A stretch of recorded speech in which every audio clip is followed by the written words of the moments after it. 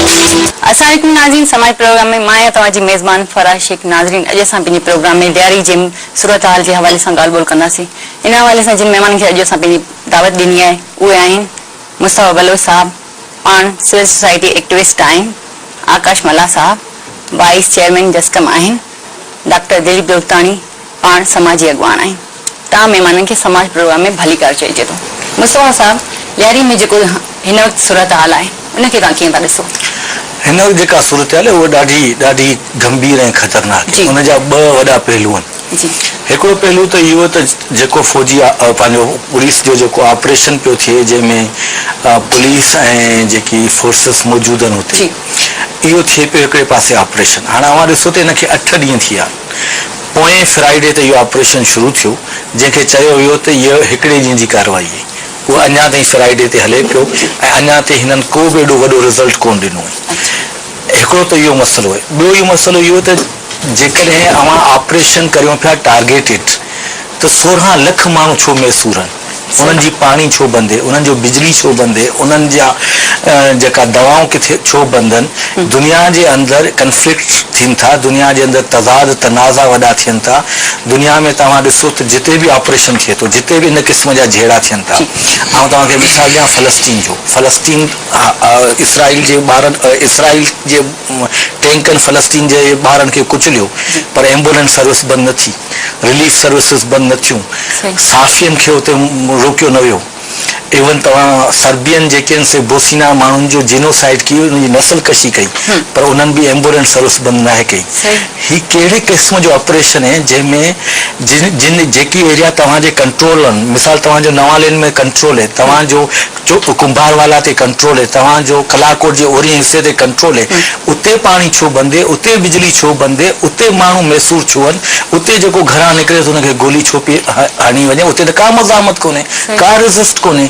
त तव्हां हिकिड़े नंढे कंपार्टमेंट में ऑपरेशन पिया करियो ऐं 16 लख माण्हुनि खे तव्हां पाणी, बिजली, गैस ऐं खाधे खुराक, दवा ऐं रिलीफ जे कमनि में ईदीअ जहिड़ो माण्हू हुते न वञी सघियो आहे। ख़िदमत जेका हुते वञणु चाहे उन न वञी सघियो आहे। वजह सिर्फ़ु इहा आहे त हिकिड़ी दहशतगर्दी रियासत ख़ुदि पाण हिकिड़ी माना हिकिड़े ऑपरेशन कबो आहे, हुनजी हिकिड़ो रोड मैपिंग ठाही पई आहे त हिकिड़े अवां CID जे बदमाश माण्हू खे जंहिं हिन खां अॻु 6 महीना अॻु, साल 1.5 साल अॻु हिकिड़े ॿिए माण्हू खे क़तल कयो हुजे, ऐं जेको माण्हू प्राइवेट आर्मी रखंदो हुजे, प्राइवेट आर्मी हिकिड़ो CID जो ऑफिसर पंहिंजी प्राइवेट आर्मी रखे, उहो सॼी मीडिया ते अचे, उन खां को पुछे त सही त भई तव्हां मुल्क जे कहिड़े कानून में पंहिंजी प्राइवेट आर्मी रखे? तव्हां होलसेल हिकिड़े माण्हू खे इंचार्ज करे छॾियो, उहो पंहिंजी बदमाशी ऐं पंहिंजी ॾेखारण जे लाइ माण्हुनि जा पाणी बंदि करे, एम्बुलेंस ते फायरिंग करे, इवन जो हिकिड़े TV चैनल जी गाॾी ते फायरिंग करे, ऐं मीडिया खे उते वञणु न ॾे त जीअं हालत ज़िंदगी छा थिए, कीअं गुज़रे। त हीअ ऑपरेशन हिकिड़े अजीब क़िस्म जो, ही त दुश्मनी ते ऑपरेशन आहे। तव्हां ईअं था सम्झो। ऐं तव्हांखे ॿुधायां त 1971 जी जेका जंग थी त लियारी जे माण्हुनि मलीर में, गडाफ में, मुख़्तलिफ़ एरिया में जेका आया, 71 जी जंग खां पोइ वरी माण्हू उहे साॻिया आया आहिनि। इन जो मतिलबु आहे त इंडिया जो जेको 71 जो हमिलो हो ऐं मौजूदा ऑपरेशन हो, उहे अवाम लाइ हिकिड़ी मुसीबत नाज़िल थी आहे, हिकिड़ी क़िस्म जी। अच्छा आकाश, तव्हां छा चवंदा जेका ही लियारी जी हिन वक़्तु सूरत हाल आहे? आउं सम्झां थो त असल ॻाल्हि इहा आहे त सिंध जी सामूंडी पटी ते पंजाब कब्ज़ो करणु चाहे थो। तव्हां चवंदो त गुज़िरियल 10-12 महीना पहिरीं पीपल्स पार्टी हुकूमत हिकिड़ो ऐलान कयो त असां ठटे में ज़ुल्फ़िकार जे नाले ते हिकिड़ो शहर ॾींदासीं, जंहिंमें 1 लख एकड़ ज़मीन जेको आहे माण्हुनि जी जेको आहे खाता रद्द कया, ऐं बलूचिस्तान में जेके पंजाबी तड़ियल आहे उनखे हुते आबाद करण जो साज़िश सटी वई। उन हवाले सां GS हुकूमत जे उन वक़्तु चेयरमैन शहीद चेयरमैन बशीर ख़ान कुरैशी जेका तारीख़ जदोजहद कई, जंहिंजे नतीजे में हुकूमत खे उन वक़्तु इहो ऐलान वापसि करणो पियो। पंजाबियुनि जी असांखे नई न आहे। तव्हां तारीख़ पढ़ियो हूंदो त रंजीत सिंह खे जॾहिं आख़िरी जो वक़्तु हो त हुन पंहिंजे पेरोकारनि खे, पंहिंजे औलाद खे इहो चयो त मूंखे ॾुख इहो आहे तव्हांखे गरम पाणी ताईं नाहे पहुची सघियो। उहो गरम पाणी सिंध जो कराची जो समुंड आहे। हिन वक़्तु जो ऑपरेशन थिए पियो, उनमें कराची में मखसूस जेके हिकिड़े सिंधियूं आबादियूं आहिनि, उते हिंगोरा रहनि था, उते महिंद्रा आहिनि, उते मंगरा आहिनि, रहमा आहिनि, मला आहिनि, मोहाणा मुख़्तलिफ़ आहिनि। उन्हनि खे चयो थो वञे त हितां तव्हां उथो, हितां जेको तव्हांखे कंहिं ॿिए पासे कॉलोनी में आबाद कयूं। मक़सदु इहो आहे त उते जेको पंजाब जा जेके माण्हुनि खे आबाद कयो हूंदो, कराची जी सामूंडी पटी ते कब्ज़ो करण जी कोशिशि आहे। ऐं ही उहे ई दहशतगर्दनि जिन खे ख़ुदि माज़ी में इन हुकूमत इन्हनि हथ वठी करे उनखे एक्टिव कयो हाणे जेके उनजे हथ मां निकिरी चुका आहिनि जेसि ताईं चौधरी असलम जी ॻाल्हि आउं सम्झां थो त सूरी बादशाह पीर साहिब पागार जे वक़्त में जॾहिं हुननि खे कुचलण जी हिकिड़ी मुहिम शुरू कई वई तॾहिं सेंट्रल जेल हैदराबाद जो सुप्रीम नालो कर्नल फिलिप हो उहो बर्तानिया जो तमामु वॾो बदमाश हो त हर दौर में साम्राज्य छा कयो आहे त पंहिंजनि बदमाशनि जे हथां माण्हुनि खे सेकत ॾिनी विया हिन वक़्तु फिलिप जो रोल जेको मॉडल आहे उहो चौधरी असलम अदा करे जंहिं माज़ी में झंपीर जे हिकिड़े बिरोही खे नालो शायदि रसूल बख़्श उनखे बेगुनाह क़तल कयो मीडिया में ॻाल्हियूं आहियूं हीउ माण्हू जेको जेल में हो अॼु उहो माण्हू दरिंदगी जे आलम में पंहिंजे पाण खे जेको आहे जेका इंडिया जी का फिल्म न आहे संजय दत्त जो किरदारु वांगुरु पंहिंजे धुंधराईंदो फिरंदो हुते तंहिंजे करे असां सम्झूं था त तमामु ग़लति अंदाज़ में सिंधी माण्हुनि खे पंहिंजे शहरनि मां जलावतन करण जी साज़िश सटी वई आहे। अच्छा डॉक्टर साहब तव्हां छा चवंदा लियारी जी सूरत जे हवाले सां? लियारी जी सूरत हाल सम्झो त हिकिड़ी सिंध जी सूरत हाल ख़राबु आहे मुंहिंजे हिसाब सां छो जो ज़ाहिगस लियारी में रहंदड़ सिंधी बलोच माना ईअं सम्झो त सिंध जा माण्हू आहिनि सो आउं सम्झां थो त मुंहिंजी नज़र में सिर्फ़ु ऐं सिर्फ़ु गवर्नमेंट जी गवर्नेंस जो मसइलो आहे गवर्नमेंट वटि जॾहिं जीका सिंध में तव्हां सूरत हाल ॾिसो पिया सॼे में अमन अमान जी सूरत हाल ख़राबु आहे ऐं क्राइम थिए पियो या मिसाल जी ॻाल्हि आहे गवर्नेंस न आहे अहिड़े तरीक़े सां लियारी में बि तव्हां ॾिसंदा त उते जराइम पेशा माण्हू बि आहिनि ऐं गॾोगॾु उते जेको इंफ्रास्ट्रक्चर उते तबाह बर्बाद लॻो पियो आहे मूंखे ॿुधायो अॼु लियारी में जेको त साईं जी ॻाल्हि कयूं 1971 खां वठी जेके लियारी में आबाद थियो आहे जिते बलोच अची मुख़्तलिफ़ इलाइक़नि जा रहिया आहिनि पर अॼु तव्हां उते सूरत हाल ॾिसंदा त इंफ्रास्ट्रक्चर न तव्हांखे उते पाणी सिधो मिलंदो न तव्हांखे रोड रस्तो सिधो मिलंदो न का बि शइ उते तव्हांखे बुनियादी ज़रूरत जूं का बि शइ तव्हांखे अवेलेबल न मिलंदी हाणे मूंखे अहिड़े क़िस्म जा जिते बि प्रॉब्लम सिंध जे तव्हां ॿियनि शहरनि में भलिया वञो जिते किथे क्राइम जो रेशो वधे उन रीज़न इहो आहे त छा आहे माण्हुनि खे बुनियादी सहूलियतूं नथियूं मिलनि ऐं माण्हुनि खे जेको आहे कंहिं सां रोज़गार नथो मिले त ज़ाहिरी ॻाल्हि आहे माण्हू क्राइम में जॾहिं क्राइम थिए उन्हनि खे जेसि ताईं सपोर्ट तव्हां कई तेसि ताईं ठीकु आहे जेसि ताईं तव्हांजे लाइ कमु कंदा रहिया तेसि ताईं ठीकु आहे हाणे जॾहिं तव्हांजे अगेंस्ट थी विया आहिनि त हाणे तव्हां चओ था मां हिननि खे कुझु वञे सो असीं चऊं था त उन्हनि माण्हुनि सां जेको आहे न उहो ऐलान उहो त सॼे सिंध लाइ ऐलान थियल आहिनि तव्हां ॿुधंदा हूंदा सुबुह शाम ते ऐलान हज़ारे थियनि पिया पर अमल कंहिं ते बि अमल नथो थिए इवन जेको आहे सदर पाकिस्तान जे ऑर्डर ते बि को ऐलान अमल नथो थिए सो हिन वक़्तु ही ख़ासि करे 4 साल जेका गवर्नेंस आहे उहा एॾी बैड गवर्नेंस रही आहे जंहिंमें को बि मसइलो हल न थियो आहे इन करे लियारी जो मसइलो मुंहिंजी नज़र में इन करे पैदा थियो जेकॾहिं ही 4 सालनि खां पीपल्स पार्टी हुकूमत अगरि लियारी खे बहितर नमूने सां ॾिसे हा उन्हनि जे माण्हुनि खे रोज़गार ॾियो आहे सॼे लियारी में कराची में लखे करोड़े धारिया माण्हू अची जेको आबाद थिया आहिनि उहे रोज़गार कनि पिया पर लियारी जे माण्हुनि लाइ फैक्ट्री में जॻह कोन्हे रोज़गार कोन्हे त मूंखे ॿुधायो त क्राइम न थींदो ॿियो छा इन करे असीं चऊं था त लियारी लाइ स्पेशल पैकेज ॾिनो वञे ऐं बाक़ाइदे उते कमु करण जी ज़रूरत आहे उते सियासी समाजी सभिनी धुरियुनि खे अची उते कमु करण जी ज़रूरत आहे जीअं लियारी में उहा बहितर ज़िंदगी थी सघे। अच्छा बलोच साहब मां तव्हांखां इहो सवाल करणु चाहींदमि कि लियारी में जेको ऑपरेशन आहे इन जा मुस्तक़बिल ते कहिड़ा बुरा असर पवंदा? इन जो ॾिसो तव्हां ॾिसो त इन जा ॾाढा बुरा असर मुस्तक़बिल ते पवंदा हिकिड़ो इहो असरु पवंदो त माण्हू पीपल्स पार्टी जंहिंजी हुकूमत ऐं लियारीअ जे अवाम सवाइ पीपल्स पार्टीअ जी ॿिए कंहिंखे वोट न आहे ॾिनो यानी कि 70 में पीपल्स पार्टी ठही आहे उन खां पोइ लियारी जे माण्हुनि को वोट न ॾिनो पोइ चाहे ज़ुल्फ़कार अली भुट्टो था इलेक्शन खां विड़े चाहे उते मोहतरमा पाण विड़े या आसिफ अली ज़रदारी ख़ुदि विड़े हुतां इलेक्शन माना हुननि उन खां सवाइ ॿियो को वोट न आहे ॾिनो इन खां अॻु हारून फैमिलीअ खे वोट ॾिनो अथनि हारून ख़ानदान जेका मुस्लिम लीग हुई उनखे वोट ॾिनो आहे इन खां सवाइ हुननि जो पंहिंजो वोट तब्दील न आहे कयो हाणे हिकिड़ो त वॾो असरु इहो पवंदो त पीपल्स पार्टीअ पंहिंजो वोट बैंक पाण पंहिंजे हथ सां ख़तमु कयो ॿी ॻाल्हि उन जा असरात सिंध ते बि पवंदा लियारी जो अवाम सम्झे थो त बाक़ी सिंध असांखे ओन न कयो माना असां जेका जंग विढ़ूं पिया जेका आकाश चए पियो त सामूंडी पट्टीअ खे बचाइण जी लियारी हिकिड़ो रेज़िस्टेंस पावर आहे सिंध जो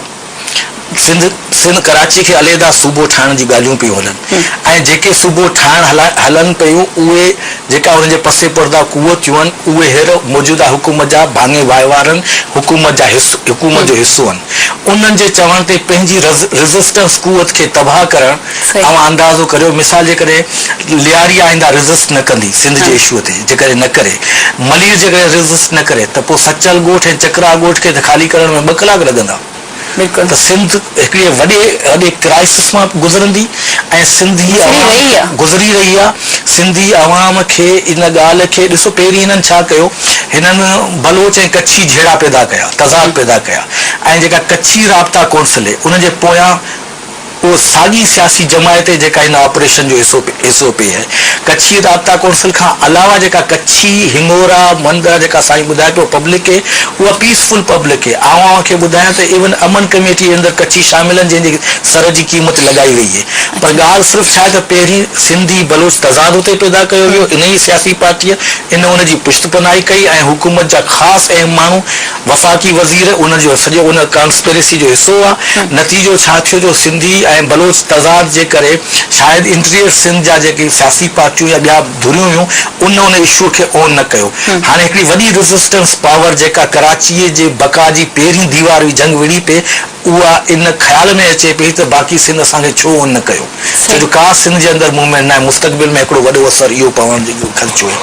ॿियो असरु वॾो जेको पवण जो 1971-72 में लियारी 74 में भुट्टो साहब काबीना जी मीटिंग कई ऐं उन काबीना जे मीटिंग में भुट्टे साहब वाज़े तौर चयो त जंहिं ॾींहुं लियारी मां पीपी ख़तम थी वई तव्हां सम्झो मुल्क मां ख़तम थी वई। अच्छा।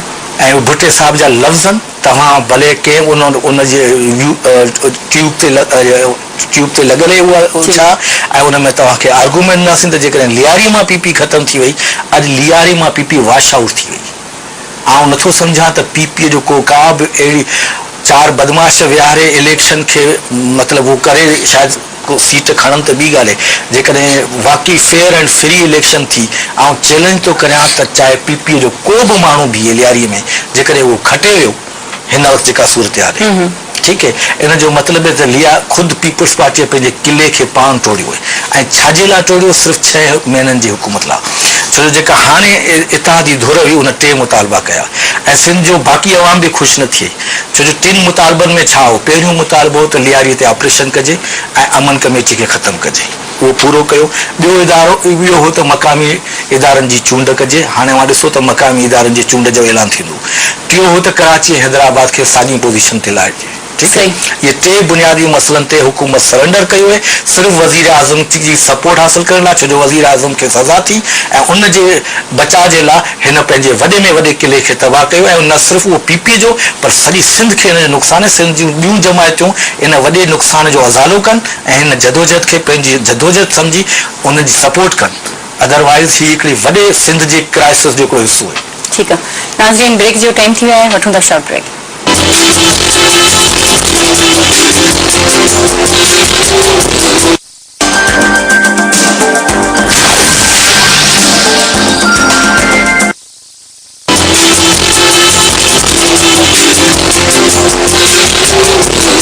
वेलकम बैक नाज़रीन।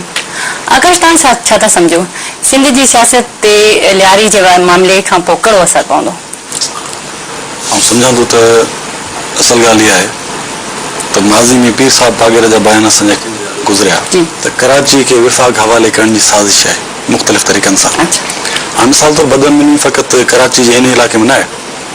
तव्हां ॾिठो हूंदो त खोखरापार जे इलाइक़े में मुसलसल अॼु इन्हनि 8-10 ॾींहंनि में जीअं सिंध कोमाज़ जा 2 कारकुन शहीद कया विया आहिनि।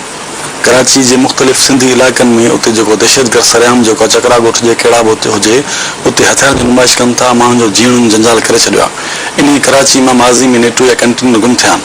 तंहिंजे करे सिंध जो माण्हू मुतालबो करे थो त न फ़क़ति लियारी पर सॼी सिंध में जेके हथियार आहिनि उहे वाश कया वञनि। इन हवाले सां मुमकिन आहे मुख़्तलिफ़ सबब थी सघनि था। मिसाल तौर रेंजर्स जी मौजूदगी सिंध में तमामु वॾो बहस आहे। उन लाइ कहिड़ो जवाबु फराहम कजे? सॼी सिंध में बदमनी आहे, लियारी खां ऑपरेशन वधंदो त आउं सम्झां थो त हुकूमतनि जी तब्दीली सां को वास्तो न आहे। असल साज़िश इहा आहे त कंहिं न कंहिं तरीक़े सां कराची, छो त दहशतगर्दी जा जेके 14 वॾा सेंटर आहिनि सभु पंजाब में। हीअ दुनिया खे 23 मार्च खां पोइ तव्हां ॾिठो हूंदो, 23 मार्च खां पोइ जेका बशीर ख़ान कुरैशी जी क़यादत में कराची में लखी माण्हुनि जी रैली थी, रोहिरा बेकरा अमेरिका जो सेंटर आहे, हुन चयो त क़ौम परस्त जी रैली ते असां अखा सिंध जे मसइले ते असां ॻाल्हाइणु चाहियूं था। उन शइ खे कन्वर्ट करण लाइ ॾेखारणु चाहींदा हिते बि दहशतगर्दी आहे। असांजो को पहिरीं दुनिया खे पैगाम पहुतो इहो पहुतो त सिंधी माण्हू हिकिड़ी पीसफुल नेशन आहे, सेक्युलर नेशन आहे। उन सूरत हाल खे तब्दील करण लाइ हिकिड़ी साज़िश आहे। हे ख़ुदि हुन मुलविस आहिनि, हिन जा पैदा कयल माण्हू आहिनि। तंहिंजे करे सरकार जेको आहे पंजाब जे आशीर्वाद सां हिन शइ कई आहे। पंजाब जे इदारनि जी। अच्छा जी अच्छा डॉक्टर साहब तव्हां छा चवंदा सिविल सोसाइटी जो को ख़ासि किरदारु नज़र नथो अचे ॾियारी वारे मामले ते? ॾिसो सिविल सोसाइटी आउं तव्हांखे हिकिड़ी ॻाल्हि ॿुधायां त हिन वक़्तु जेका सिविल सोसाइटी आहे उहा मुफ़ादनि तहत हले पई हिकिड़ी त उन्हनि जो इहो आहे त उन्हनि खे किथां एड मिले थी किथां छा थी मिले उन हिसाब सां कमु कंदी आहे।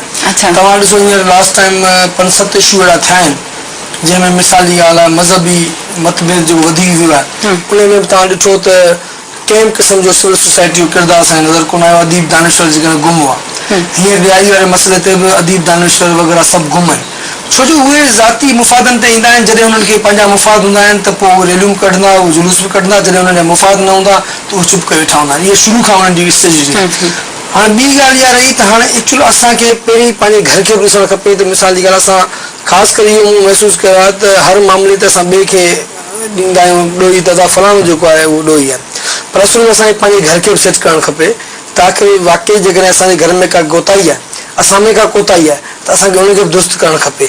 बाक़ी सिर्फ़ु अगरि इल्ज़ाम बाज़ियुनि ते हलंदा रहंदासीं त आउं सम्झां थो कोन हल कोन निकिरी सघंदो। सो इन करे मुंहिंजी नज़र में उन लाइ बहितर हिकिड़े क़िस्म जो इहो तरीक़ो आहे त असांखे कुझु न कुझु का लाइन अप वठणु खपे त का भई आख़िर हल छा आहे हिन मसइले जो। ठीकु आहे असां हुन ते रोतारण छॾियो जेका फलाणो माण्हू जेको आहे उहो नथो करे असां छा था कयूं असां बज़ाते ख़ुदि पंहिंजो पाण खे पहिरियों एहतिसाब लाइ पेश कयूं त असांजा चूंडियल जेके असां जेके चूंडियल असेंबली में माण्हू मोकिलिया आहिनि छा उहे कहिड़े क़िस्म जो असांजे मुफ़ादनि जी ॻाल्हि कनि पिया। असां उहो इहो बि अहम इशू आहे मुंहिंजी नज़र में। जीअं हींअर तव्हां ॾिसो ॾियारी में ऑपरेशन थिए पियो पर सिंध जा चूंडियल सभु नुमाइंदा ख़ामोश तमाशा ई बनिया सिर्फ़ु वजह इहा आहे मुफ़ादनि जी जंग जेका उन्हनि खे फंडिंग मिले पई उन्हनि खे सभु कुझु मिले पियो हिन करे हू चुप करे वेठा आहिनि। जॾहिं उन्हनि जी फंडिंग बंदि थींदी हू पंहिंजे मुफ़ाद आउं तव्हांखे मिसाल ॿुधायां कॾहिं तव्हां मूंखे ॿुधो हूंदो त भई 1973 खां वठी जेको आइन असांजे पाकिस्तान में ठहियो आहे उन खां पोइ हर दफ़े तरमीमूं थींदियूं रहंदियूं आहिनि। उहे तरमीमूं सिर्फ़ु ऐं सिर्फ़ु मुफ़ादनि लाइ थींदियूं आहिनि। मुशरफ पंहिंजे मुफ़ादनि लाइ कयूं पीपल्स पार्टी पंहिंजे मुफ़ादनि लाइ कयूं ज़रदारी पंहिंजे मुफ़ादनि लाइ तरमीमूं करे पियो। माना इन जो मक़सदु हीउ हुकूमत में ईंदड़ माण्हू जेके बि हुजनि था उहे पंहिंजनि मुफ़ादनि लाइ मुख़्तलिफ़ शयूं कंदा रहंदा आहिनि। जॾहिं उन्हनि जा मुफ़ाद डिस्टर्ब थींदा आहिनि त हू अहिड़े क़िस्म जा ऑपरेशन कराईंदा आहिनि। हाणे हींअर हिननि खे ख़बर आहे असांजो मुफ़ाद जेको डिस्टर्ब पियो थिए इन करे हुननि ॾियारी ऑपरेशन करायो आहे। ऐं आकाश जी ॻाल्हि इहा बिल्कुलु सही आहे त इहो ॾियारी जो जेको ऑपरेशन आहे उहो सॼी सिंध जो सम्झो आहे छो ॾियारी हिकिड़ी अहिड़ी लाइन आहे जेका सॼी सिंध खे सिंधी माण्हू कराची में हिन वक़्तु जेको पूरो सूरत हाल आहे दहशतगर्द तंज़ीम जेका आहे उहा सिंध सूबे खे टोड़ण जी जेका प्लानिंग करे रही आहे उन में ॾियारी जो मलीर जो खोखरापार जो या मिसाल जी ॻाल्हि आहे सोराब ॻोठ असांजे सचल ॻोठ जो इन्हनि सिंधी जेके इलाइक़ा जेके चो तरफ़ सिंध कराची खे घेरो करे वेठा आहिनि उन्हनि जो वॾो वॾो किरदारु ठहंदो पर उन में छा आहे उन्हनि खे डिस्टर्ब करण लाइ उनखे डीमोरलाइज़ करण लाइ जेको हीअ हिकिड़ी प्लानिंग कई पई वञे। ऐं सम्झां थो त इन में सॼी सिविल सोसाइटी खे अदीब ऐं दानिशवरनि खे ऐं सिंधी माण्हुनि खे उन भरपूर किरदारु अदा करणु खपे। बिल्कुलु चूंडियल नुमाइंदा कोन कंदा छो जो चूंडियल नुमाइंदा त पंहिंजे मुफ़ादनि लाइ कंदा। जॾहिं उन्हनि को मुफ़ाद डिस्टर्ब थींदो त हू यकीनन ॾिसजो अॻियां अची वेंदा। जॾहिं उन्हनि कुझु न थींदो हू चवंदा चुप करे वेठा हूंदा। इहो शुरू खां वठी थिए पियो। ऐं आउं तव्हांखे इहा ॻाल्हि ॿुधायां जीअं मज़हबी मिसाल साईं ॻाल्हि कई त जेको असांजे सिंध में सूफ़ीज़म वारो मामिलो आहे त भई आहे पर हींअर जेको हुनखे ख़राबु करण जी कोशिशि कई पई वञे इहा बिल्कुलु सही ॻाल्हि आहे त माना सिंध में हिकिड़ो पिक्चर पेश कई थी वञे दुनिया जे अंदरि त हिते बाबा मज़हबी जी कटड़पण तमामु घणो आहे। हिते दहशतगर्दी तमामु हींअर जेको विच में बम धमाका थिया आहिनि माना इन जो मक़सदु इहो ॾेखारियो पियो वञे त सिंधी जेको माण्हू आहिनि उहे बम धमाका बि कनि था ऐं न त मां सिंधी माण्हू जो कॉन्सेप्ट ई कोन रहियो आहे बम धमाका थींदा छा आहिनि। या मिसाल जी ॻाल्हि आहे मज़हब जे हवाले सां जेको तव्हां रिंकल कुमारी जो मामलो उन में ॾिसो मज़हब कटड़पण एॾो थियो जो सॼी दुनिया सॼी सिविल सोसाइटी ख़ामोश तमाशा थी बीठी रही ऐं सॼी दुनिया में पाकिस्तान जो इमेज बि ख़राबु थियो ऐं सिंधी माण्हुनि जो इमेज ख़राबु थियो त भई सिंधी माण्हुनि में मज़हबी कटड़पण वधी वियो आहे। अच्छा मुस्तफ़ा साहब मां तव्हांखां इहो पुछंदमि की सिंध जा माण्हू ख़ामोश हुअनि ॾियारी वारे मामले में। सिंध जे आउं सम्झां थो सिंध जे माण्हुनि खे मोबिलाइज़ कंदो केरु टे बुनियादी अंसर हूंदा आहिनि जेका मोबिलाइज़ कनि। हिकिड़ो सियासी पार्टियूं ॿियो सिविल सोसाइटी जा ॿिया इदारा माना सिविल सोसाइटी में असां सिविल सोसाइटी सिर्फ़ु NGO न सम्झो अदीब शाइर न सम्झो सिविल सोसाइटी में तव्हांजे वकीलनि जूं अंजुमनियूं बि अचनि थियूं पॉलिटिकल पार्टीज़ बि अचनि थियूं ट्रेड यूनियन बि अचनि थियूं इहे सभु सिविल सोसाइटी जो हिसो आहिनि। त सिविल सोसाइटी हिकिड़ी भरपूर मुहिम शुरू करे आहे ऐं उनखे ओन करे आहे त भई असांजो इशू आहे।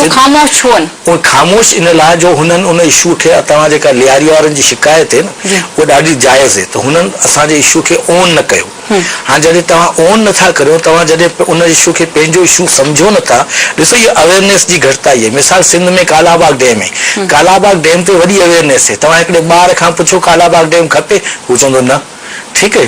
पर सिंध में हिन इशू ते एॾे क़िस्म जी अवेयरनेस अचे हा जंहिंमें असांजी मीडिया जो रोल हुजे हा, असांजे सियासी क़ौमी मीडिया जे हवाले सां तव्हां छा चवंदा, उन्हनि जो कहिड़ो रोल आहे? क़ौमी मीडिया में ॿ टे क़िस्म जो मीडिया आहे। हिकिड़ो मीडिया त शुरू हितां थी करे त जराइम पसंद अनासर के ख़िलाफ़ ऑपरेशन, 12 मई जो वाक़ियो लियारी जे माण्हुनि कयो, वकीलनि खे बाहियूं लियारी जे माण्हुनि ॾिनियूं, ठीक है ना। ऐं हेॾो वॾो जेको सचल ॻोठ ते पंहिंजो चकरा ॻोठ ते इवन जो पुलिस ते हमिलो पंहिंजो चकरा ॻोठ कोरंगीअ में उहो बि लियारी जे माण्हुनि कयो। हथियार ॿिए हंधनि ते आहे कोन, भताखोरी ॿिया कनि ई कोन था, ठीक है ना। ये सभु इल्ज़ाम यानी कि उहो टीवी चैनल जेको 12 मई ते जंहिं चैनल जे खिड़कियुनि ते गोलियूं पे लॻियूं, उहो बि लियारी जे आवाम खे थो चए त जराइम पेशा अपराध के ख़िलाफ़, ठीक है ना। हाणे अंदाज़ो लगायो त हिकिड़ो मुतसिबाना रवैयो केतिरो उन्हनि जो आहे। पर कुछ चैनल अहिड़ा आहिनि जिन चैनलनि जो ऐं ख़ासि तौर ख़वातीन एंकर खे सलाम थो करियां, 2 टे अहिड़ियूं आहिनि जिन न सिर्फ़ु लियारी जे माण्हुनि जे वटि वेयूं, जिन तव्हां वञी इंटरव्यू कया ऐं ॾिसो त हिकिड़ी गाॾीअ ते फायरिंग थी उन ते, ऐं उहे सिर्फ़ु ख़वातीन एंकर अहिड़ियूं हुयूं। ऐं ॿियो कुझु सिंधी मीडिया खे हिकिड़े पास थो करियां, सिंधी मीडिया हिकिड़ो भरपूर रोल अदा करे, ठीक है। पर जेकी ख़ासि तौर उर्दू मीडिया में तव्हां उनखे 2 हिस्सनि में तक़सीम कंदा। हिकिड़ी मीडिया इहा जेका शुरू तां पई करे त भई सभु कुझु ठीकु पियो थिए, हीउ जेको ऑपरेशन आहे हुनखे बढ़ाए थी त अञा अव्हांखे को रिज़ल्ट न मिलियो, अञा तव्हां को वॾी कामयाबी हासिल न कई। इन जो मतिलबु आहे जेका 16 लख माण्हू मैसूर थिया आहिनि उहे नज़र नथा अचनि, ॿार नज़र नथा अचनि, औरतूं नज़र नथियूं अचनि, बीमार नज़र, माना कंहिं बि अॼु ताईं उर्दू मीडिया में ईअं न चयो त दुनिया जे कहिड़े हिसे में एम्बुलेंस ऐं अस्पतालूं बंदि थियूं आहिनि, दुनिया जे कहिड़े हिसे में समाजी कारकुननि खे अंदरि वञण न ॾिनो वञे ऐं मतिलबु खोराक न ॾिनी वञे।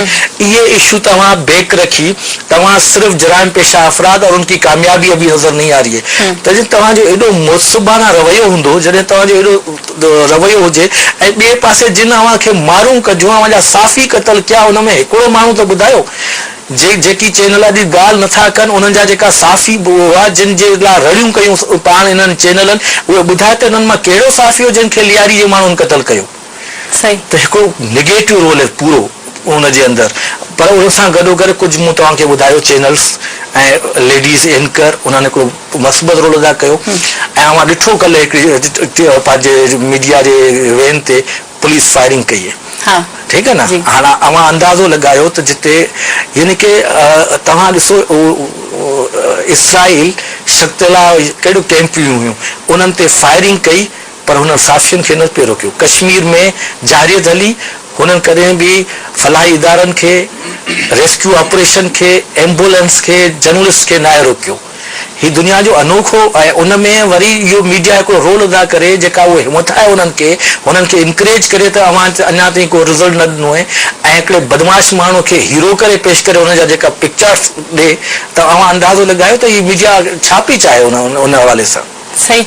आकाश, तव्हां ॾियारी वारे मामले जे हवाले सां छा चवंदा कि उते जेको ऑपरेशन आहे सिंध जो आवाम उन ते ख़ामोश छो आहे? आउं सम्झां थो त जॾहिं बि सिंध जे वजूद ख़ासि तौर ते कराची खे सिंध खां धार करण जी रियासतुनि इदारनि ऐं हुकूमत साज़िश कई आहे, तॾहिं सिंधी माण्हुनि पाण मल्हायो आहे। मिसाल तौर ते 13 अगस्त जी हड़ताल साबित करे थी, जॾहिं कराची खे सिंध खां धार करण जो ऐलान थियो त कराची ॿुधायां थो, पस मंज़र ॿुधाइणु ज़रूरी आहे त माज़ी में कराची खां कश्मीर ताईं जेको सिंधी माण्हुनि पाण मल्हायो, हिन मामले ते सम्झां थो त ताज़ो अॼु सॼी सिंध में जी Sindh Maaz Sindh United party SNP जे पारां सभई मुज़ाहिरा थिया जिन में हज़ारे माण्हू शिरकत कई आहे। ऐं ख़ुसूसी तौर ते असांजे हिन में बिल्कुलु ईअं कड़ी चए त बशीर ख़ान कुरैशी वाक़े खां पोइ असां पंहिंजे हिन गम में हुआसीं, पर असां मायूस न आहियूं। तंहिंजे करे बावजूदि उन जे 40 ॾींहंनि ताईं असां सोग में हुआसीं, पर जॾहिं सिंध जे वजूद ते वार कयो, असांजे लियारी खे उनखे ख़ाली करण जी साज़िश कई वई त GS माज़ पंहिंजो समूरियूं ॿियूं शयूं छॾे करे लियारी जे मसइले ते अॼु सॼी सिंध में एहतजाज कयो आहे। ऐं इन हवाले सां सम्झां थो त ईंदड़ वक़्त में जेकॾहिं लियारी में ऑपरेशन बंदि न कयो त GS माज़ हज़ारे कारकुन कराची पहुची करे पंहिंजे सिंधी माण्हू दिफ़ा कंदा। ठीकु आहे। डॉक्टर साहब तव्हां छा था सम्झो लियारी वारे ऑपरेशन खां पोइ तालीम सिहत ये केतिरियूं मुतासिर थींदियूं? उहे त यकीनन शुरू खां ई मुतासिर आहिनि, अॼु ॾींहं ताईं सेट कोन थियूं आहिनि, तंहिंजे वजह सां उते जहिड़े क़िस्म जा क्राइसिस पैदा थिया। पर गॾोगॾु मां थोरी एड बि कंदुसि, दोस्तनि जी ॻाल्हियूं कयूं त जेको सही ॻाल्हि आहे मुस्तफ़ा साहिब जी, त बिल्कुलु त जेको आहे बाक़ाइदे जॾहिं हिकिड़ो ॾियारी में छा क्राइम जेको कंदड़ माण्हू जेको आहे सिर्फ़ु ॾियारी में थो रहे, कराची जे हर घिटी घिटी में हथियारनि जा ढेर लॻा पिया आहिनि, जिते उहे माण्हू नज़र छा तव्हांखे यादि कोन्हे जॾहिं का हड़ताली काल दहशतगर्द तंज़ीमुनि जी तरफ़ां थींदी आहे त कराची में 50 गाॾियूं साड़ियूं वेंदियूं आहिनि, 20-25 माण्हू क़तल कया वेंदा आहिनि ऐं खुलेआम हथियारनि जी नुमाइश थींदी आहे, जंहिंमें उहे दहशतगर्द तंज़ीमूं बाक़ाइदे कराची खे यरमाल करे उहो पुलिस रेंजर्स ऐं सभिनी इदारनि जे साम्हूं कंदा आहिनि। पर छा उन्हनि जे ख़िलाफ़ करे ऑपरेशन थियो आहे? इहो माना तव्हां मुंहिंजो हिकिड़ो सवाल आहे सोसाइटी खां या इंतज़ामिया खां, त छा उहे दहशतगर्द तंज़ीमूं जेके कराची में 25 माण्हू मारींदियूं आहिनि, 50 माण्हू मारींदियूं आहिनि, बसूं साड़ींदियूं आहिनि ऐं हथियारनि जी खुलेआम नुमाइश कंदियूं आहिनि ऐं टीवी चैनल असांखे ॾेखारींदा आहिनि त बाक़ाइदे फायरिंगूं पिया कनि, बाक़ाइदे हथियार खणी पिया हलनि ऐं माण्हुनि खे क़तल पिया कनि, उते ऑपरेशन किथे आहे? माना इन जो मक़सदु ही सिर्फ़ु ऐं सिर्फ़ु बलोच ऐं सिंधियुनि खे डिस्टर्ब करण लाइ ऐं सिंधी माण्हुनि खे कराची में हिकिड़ो जेको रेज़िस्ट पावर जो असांजो ठहियो आहे हींअर उहो उनखे डिस्टर्ब करण लाइ हिकिड़ो डीमोरलाइज़ करण लाइ सिंधी माण्हुनि खे हिकिड़े क़िस्म जी प्लानिंग कई पई वञे। ऐं आउं सम्झां थो त सिहत तइलीम या जेको इंफ्रास्ट्रक्चर उते जो आहे उहो ॾियारी जो तबाह आहे। इन करे जेकॾहिं वाकई जेकॾहिं चाहिनि था त जेकॾहिं वाकई हुकुमरान जेकॾहिं सचा आहिनि चाहिनि था त को ॾियारी जे माण्हुनि जो भरजलो थिए त पोइ हुननि खे बाक़ाइदे हिकिड़ो पैकेज ॾियणो पवंदो, उन्हनि माण्हुनि जी हथु रखिणो पवंदो त जीअं उहे माण्हू पंहिंजी बहितर ज़िंदगी गुज़ारे सघनि ऐं कंहिं क़िस्म जे जेकॾहिं को माण्हू अहिड़ो क्राइम में मलवस आहे त उहो मलवस न थिए ऐं उहो पंहिंजे कमकार सां पंहिंजे रोज़गार सां पंहिंजी तइलीम ऐं सिहत सां पंहिंजी ज़िंदगी गुज़ारे सघनि। अच्छा मुस्तफ़ा साहब, ॾियारी में सिहत ऐं तालीम जे हवाले सां सहूलियतूं मौजूदु छो न आहे? छा वजह आहे? उनजी ॾिसो उनजी बुनियादी वजह इहा आहे त हिकिड़ी ॻाल्हि जेका आहे अक्सर करे लियारीअ जी माण्हुनि सियासी वोट ॾिनो, पोइ चाहे केरु बि अॻियां माण्हू इलेक्शन में बीहे पर हुननि जो वोट पॉलिटिकल रहियो, हुननि जो वोट ठठे वांगुरु पर्सनल न रहियो, हुनजो वोट घोटकी वांगुरु पर्सनल शख़्सियात ते न रहियो, शिकारपुर वांगुरु शख़्सियत न रहियो, हुननि पॉलिटिकल वोट ॾिनो। हाणे पॉलिटिकल पार्टियुनि जो उहा पॉलिटिकल पार्टी जिन खे सदाईं वोट मिलियो उनजी बुनियादी ज़िम्मेदारी हुई, पोइ चाहे हुन कैंडिडेट जो नालो नबील गबोल हुजे, रफ़ीक इंजीनियर हुजे या आसिफ ज़रदारी हुजे, वोट उन्हनि पीपल्स पार्टी खे ॾिनो। त पीपल्स पार्टी बुनियादी तौर ज़िम्मेदारी हुई उन्हनि जे इंफ्रास्ट्रक्चर जी, उन्हनि जे एजुकेशन जी, उन्हनि जे हेल्थ जी। ठीक है, अवां ॾिसो अजीब क़िस्म जी हीअ रियासत हुन जा कम आहिनि। अवां मिसाल आउं तव्हांखे ॿुधायां त हिन खां पहिरीं ही जेका हाणे पीपल्स अमन कमेटीअ लियारी हुनजो हिकिड़ो पंहिंजो हिकिड़ो रोल ॿियो जेको नेगेटिव रोल आहे हुन ते नथो वञा, पर लियारी रिसोर्स सेंटर ठाहियो, स्कूल हुन जेका असां हुनजी कंस्ट्रक्शन कई, दोबारा एजुकेशन हुननि शुरू कयूं। माना जेसि ताईं हिकिड़ा माण्हू क्रिमिनल माण्हू जेकी आहिनि जेसि ताईं पुलिस सां गॾु भतेखोरीअ में शामिल आहिनि ऐं उन सां गॾोगॾु उहे सभु एंटी सोसाइटी एलिमेंट्स कनि था तेसि ताईं हुननि ते का छा कोन थी थिए। जीअं रिफॉर्म करण जी कोशिशि कनि था, माना तव्हां हिन खां पहिरीं जेको अब्दुर्रहमान थियो, सरदार अब्दुर्रहमान जेके हो छा कयो, जेसि ताईं क्रिमिनल हो तेसि ताईं हुन ते का मसइलो कोन हो। जीअं हुन रिफॉर्म करणु शुरू कयो तीअं हुनखे करे छॾियऊं, मतिलबु क़तल करे छॾियऊं। सेम तव्हां ॾिसो त माना ही उहे माण्हू हुआ। तव्हां UN जी रिपोर्ट पढ़ो, UN जी रिपोर्ट जे अंदरि इहो वाज़े तौरु लिखियलु आहे जेको गेन्स बुक में हाणे अचे पियो त ही दुनिया जी तारीख़ में पहिरियों दफ़ो इहो थियो आहे जंहिंमें 200 माण्हुनि पंहिंजे क़ाइद बचाइण लाइ ह्यूमन ज़ंजीर पैदा कई। ऐं उन ह्यूमन ज़ंजीर मां 185 माण्हू मरी विया पर पंहिंजी क़ाइद खे उन्हनि बचाए वरितो। उन 85 माण्हुनि में अक्सरियत माण्हू लियारी जी हुई जंहिंखे ॿिए ॾींहुं मोहतरमा उन्हनि जे घरनि में पहुती। माना अवां अंदाज़ो करियो त हिकिड़े पासे हिकिड़ी पार्टीअ खे जानियनि जो नज़रानो सिर्फ़ु वोट न ऐं ॿिए पासे उहे नालियूं ऐं गलियूं बि ठीकु न करे ऐं उल्टो हुन ते ऑपरेशन करे, त हिन सॼे जुर्म ॾुआरी जेका असां पीपल्स पार्टी हुनजी हुकूमत जेका आहे हुनजो इंफ्रास्ट्रक्चर कोन्हे, हुनमें एजुकेशन कोन्हे, हुनमें हेल्थ फैसिलिटीज़ कोन्हनि, हुनमें नंढा ॿार बंदूक जे गर्ज मां उथियनि था निंड में, बंदूक जे गर्ज में सुम्हनि था तोपनि में। ठीकु है, इहे सॼी सिचुएशन कंहिं पैदा कई आहे? त लियारी जे अवाम खे बि हाणे पंहिंजे सियासी फ़ैसिलनि ते नज़रसानी करणु खपे। अच्छा आकाश, लियारी जे मसइले जे हल जे हवाले सां तव्हां कहिड़ी तजवीज़ ॾींदा? आउं सम्झां थो त असांजी पार्टी जी तजवीज़ आहे त लियारी में ऑपरेशन बंदि कयो वञे, पर कराची में जेके दहशतगर्द उन्हनि गिरफ़्तार कयो वञे, इहा मुंहिंजी तजवीज़ आहे। डॉक्टर साहब तव्हां छा चवंदा? हाँ बिल्कुल असां भी इहो मुतालबो कंदासीं त लियारी में ऑपरेशन जो बंदि करे उते इंफ्रास्ट्रक्चर आहे उहो सेट कयो वञे, उते माण्हुनि खे रोज़गार ॾिनो वञे ऐं उते जेके बि प्रॉब्लम उहे सभु जा सभु हल कया वञनि ऐं जेके बि कराची जे अंदरि जेके बि ॾोहारी क़िस्म जा माण्हू उहो भले लियारी में हुजे, पोइ उहो खणी नज़ीराबाद में हुजे, उहो खणी खोखरापार में हुजे, किथे बि उहो माण्हू ॾोहारी क़िस्म जो जेको माण्हू आहे जेको कतल धाड़ा अगवा फुरुन ऐं मुख़्तलिफ़ क्राइम में मुलविस रहियो आहे उन्हनि सभिनी खे गिरफ़्तार कयो वञे ऐं उन लाइ कराची में अमन, सम्झो पाकिस्तान में अमन आहे, सिंध में अमन आहे, इन करे आउं सम्झां थो इहो तमामु ज़रूरी बि आहे। कराची में ऑपरेशन ज़रूरु थियणु खपे, पर गॾियल तौर ते सभिनी इलाइक़नि में जिते जिते क्राइम कंदड़ माण्हू मौजूदु आहिनि उते जो उहो ऑपरेशन कयो वञे। अच्छा बलूच साहब तव्हां लियारी जे मजमूई मसइलनि जे हल जे हवाले सां कहिड़ी तजवीज़ ॾींदा? आउं टे हल जी ॻाल्हि कंदुसि। हिकिड़ी हल ॻाल्हि इहा त जेको आकाश ऐं डॉक्टर साहब चयो त फौरन ऑपरेशन बंदि कयो वञे, ठीकु आहे, पर आउं हुन सां गॾु हिकिड़ो ॿियो हल चयोसि। हिकिड़ी आला अदालती commission chief justice of Pakistan क़ाइमु करे त हिन ऑपरेशन जा जे पोयां मोहरक कहिड़ा हुआ, हिन जा बुनियादी जेका एक्टर हुआ कहिड़ा हुआ, उन्हनि जा मक़सद कहिड़ा हुआ सियासी तौरु, ऐं उन्हनि छो इहो ऑपरेशन कयो ऐं हिन ऑपरेशन जूं कामयाबियूं नाकामयाबियूं केतिरियूं आहिनि। ॿियो इहो त जेकॾहिं पीपुल्स पार्टी पंहिंजे जड़ मां पंहिंजे बुनियाद मां इहो चई त असां क्रिमिनल खे ख़तमु कयो आहे त पोइ हाणे हिन ऑपरेशन जो दायरो कराची जे ॿियनि इलाइक़नि में वधाए। जेकॾहिं हू पंहिंजे बुनियादी ऐं पंहिंजे वजूद खे सम्झे थी त असां जस्टिस करे पहिरीं पंहिंजो घर साफ़ कयो आहे त पोइ बाक़ी कराची रहियो उनखे डीवेपनाइज़ करे उते बि क्रिमिनल माण्हुनि खे ख़तमु करे बग़ैर कंहिं पॉलिटिकल मसलत जे करे, ठीकु आहे। हिकिड़ो ॿियो हुनजो हल इहो आहे। टियों हल इहो आहे त लियारी जे अवाम खां माफ़ी वठे गवर्नमेंट ऐं लियारी जे माण्हुनि जे लाइ स्पेशल पैकेजिस ऐलान करे ऐं उन्हनि खे ज़िंदगी गुज़ारण जे लाइ पंहिंजा राइट्स ॾे ऐं हक़ ॾे। अच्छा पैकेजनि जो ऐलान त थींदो रहंदो आहे डॉक्टर साहब, उन ते अमल त कोन करे? हाणे हिकिड़ो वज़ीर थो चए हुनखे ऑफलाइन छा मीडिया में कि वज़ीर आला ऐलान तो कर देगा, नहीं देगा तो फिर हम ज़लील हो जाएंगे। ठीक है, तो पोइ अहिड़ा ऐलान जेकॾहिं कयूं त पोइ इहो अंदाज़ो लॻाए। हाणे हिन वज़ीर चयो न त लियारी जे माण्हू खे एॾो सस्तो करे पेश कयईं, 10-15 हज़ार में ख़ुशि हो जाएंगे, घर जल गया, घर के लिए 10-15, पंहिंजो घर जलियो। वज़ीर सदर साहब 10,000 जो ऐलान कयो, पहिरियों बेनिफिशरी पाण वञी थिए उतां वञी पैसा वठे ऐं ढोल वॼाए त भई मूंखे त बेनिफिट थी वियो, पोइ बाक़ी लियारी अवाम ॾिसंदी। तव्हां महिमाननि जी महिरबानी सां समाज प्रोग्राम में आया। नाज़रीन लियारी जे मसइलनि जे हवाले सां तव्हां असांजे महिमाननि जूं ॻाल्हियूं ॿुधियूं। इन सां गॾु पंहिंजी मेज़बान फराश खे ॾींदा इजाज़त। अल्लाह हाफ़िज़।